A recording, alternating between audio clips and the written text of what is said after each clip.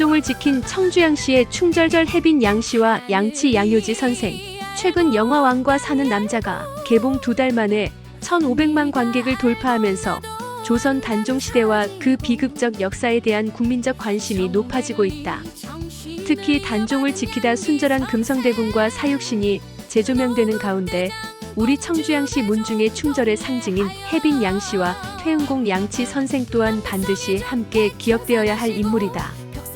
세간에서는 단종의 시신을 거둔 어문도의 충절이 널리 알려지고 있으나 우리 문중에서도 단종을 지키다 순절한 혜빈 양씨의 시신을 목숨을 걸고 수습한 퇴은공 양치 선생과 정강공 양효지 선생의 충절 역시 결코 이에 뒤지지 않는다.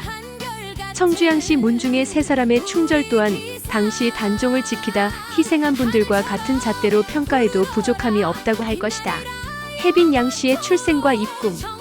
혜빈 양씨는 청주양씨 시조 충원공 양기의 4세손 현감증 의정부 좌찬성 양경과 부인 이씨 사리에서 태어난 외동딸이다. 당시 삼촌은 중추원 동지사를 지낸 양우이다.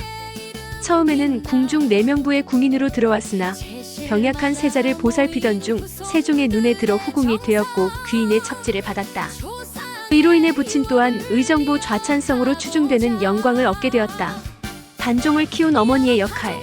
문종의 세자빈 후일 현덕왕후이 단종을 낳은 직후 승하하자 세종은 단종과 경혜공주를 혜빈 양씨에게 맡기도록 하였다. 혜빈 양씨는 이를 기꺼이 받아들이고 두 왕자를 극진히 보살폈다.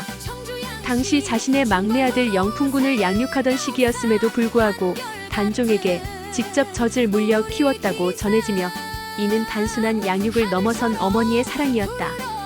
단종 역시 혜빈의 품을 가장 편안하게 여겼고 왕이 된 이후에도 그녀의 처소에서 머물기를 원했으나 수양대군이 이를 경계하여 막았다고 한다. 혜빈 양씨는 세종의 총애를 받은 후궁으로서 한남군, 수충군, 영풍군 등 세 아들을 두었고 파격적으로 후궁에서 최초로 정일품 빈의 지위에 올라 혜빈이라는 칭호를 받았다. 수양대군의 찬탈과 혜빈 양씨의 순절. 그러나 계유정난 이후 수양대군이 왕위를 찬탈하고 세조로 즉위하면서 상황은 급변하였다.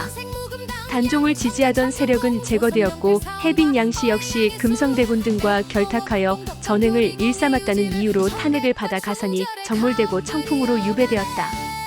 결국 1455년 12월 17일 여러 신하들의 상소 끝에 교수형으로 생을 마감하게 된다. 이는 권력 앞에 굴하지 않고 끝까지 단종을 지키려 한 충절의 희생이었다. 퇴은공 양치 선생의 충절. 역적으로 몰린 혜빈 양씨의 시신은 누구도 거둘 수 없는 상황이었으나 집안의 당숙이던 퇴은공 양치 선생이 이를 남몰래 수습하여 경기도 포천 기당리 세장산에 묻고 평토하여 극비에 붙였다. 양치 선생은 충원공 양기의 4세손으로 호조판서 양천진의 아들이며 세종 때 북방개척에 큰 공을 세워 영광군수와 황해 함길 양도 병마절도사를 지낸 명장이었다. 그러나 계유정난 이후 강상이 무너지는 모습을 보고 모든 관직을 버리고 두문동에 은거하여 40여 년을 저리로 살다가 생을 마쳤다. 퇴운이라는 호는 벼슬을 버리고 물러나 은거했다는 뜻이며 두문동 역시 두문불출에서 유래한 이름이다. 단종 충신과 역사적 복권.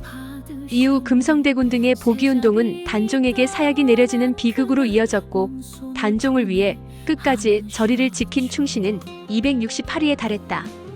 당시에는 역적으로 몰렸으나 1691년 숙종 17년에 이르러 이들의 충절이 인정되어 모두 복권되었고 창렬사와 충신각 등에 배양되어 역사의 길이 남게 되었다. 특히 포천 충목단에는 사육신 유흥부 장군과 함께 양치 선생과 혜빈 양씨의 장자인 한남군 또한 충신으로 모셔져 있다. 또 한 분의 충신 정강공 양효지. 충원공의 5세손인 양효지는 단종에 대한 충절을 지킨 대표적인 인물로 생육신을 넘어 생칠신으로까지 평가되는 인물이다. 계유정난 당시 수양대군이 옥세를 요구하자 사촌 누이인 혜빈 양씨를 끝까지 지키려 했으나 뜻을 이루지 못하자 벼슬을 버리고 은거하였다. 이후 평생 단종을 향한 절의를 지키며 망미대를 세워 제사를 올리고 눈물로 세월을 보냈다. 그가 남긴 시는 단종에 대한 충절과 한을 잘 보여준다. 보잘것없는 내가 옛 임금께 친히 보답을 못하니 다만 당년에 몸이 죽지 못함이 한스럽구나. 차마 소쩍새 피 토하듯 슬피 우는 소리를 들으니 밤새도록 슬픈 시름귀와 미불이 풀어야 하나라고 펐다. 청주양시의 역사적 의미와 자긍심.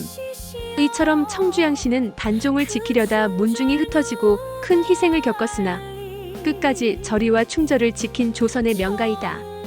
현재도 논산 충원사에서는 퇴은공 양치 선생을 배양하고 있으며 양효지 선생 또한 영천 덕강서원에 모셔져 그 정신을 이어가고 있다.